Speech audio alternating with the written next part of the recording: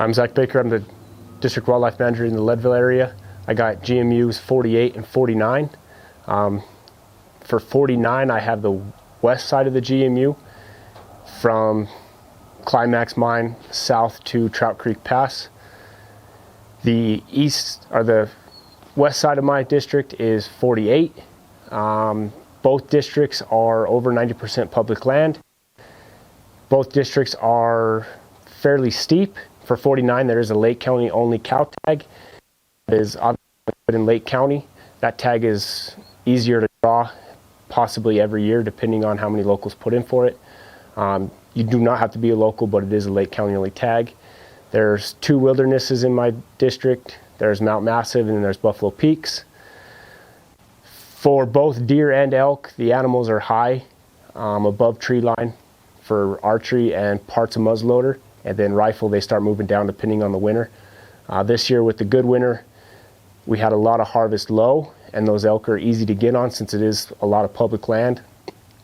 On the 49 side, them elk generally tend to move from my stuff east over the top into Tyler's stuff out of the Fairplay area, and then south down that ridge towards Buena Vista or Trout Creek Pass.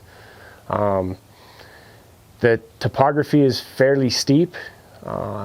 We have the highest mountain in the lower 48 in my district, so it is a tougher hunt. Road access is very limited. There are 49 on my side, you got west and some old mining roads, but generally 48 and 49, there's very little road hunting opportunities. For deer, an early tag for deer is 48. Independence Pass produces a lot of good deer, but as soon as any weather comes or they start moving down towards Buena Vista, that's where you got to go. First rifle elk season, we see a few deer. By second and third season, they're pretty much moving. For elk, the 48 herd, they stay between 48 and 49. Second season, they move down into the flats. They're a little easier to get to, a little more available by 2 or 3 hour hunts versus backpacking in and camping. The 49 side, once again, it all depends on weather. One thing about 48 during archery and muzzleloaders, there are a lot of people in the woods as far as hikers. So keep that in mind. It's a big 14er area. For the 49 side, it's fairly limited to other people but hunters. But it all depends on weather. If we got an early fall snow, the elk and deer move down.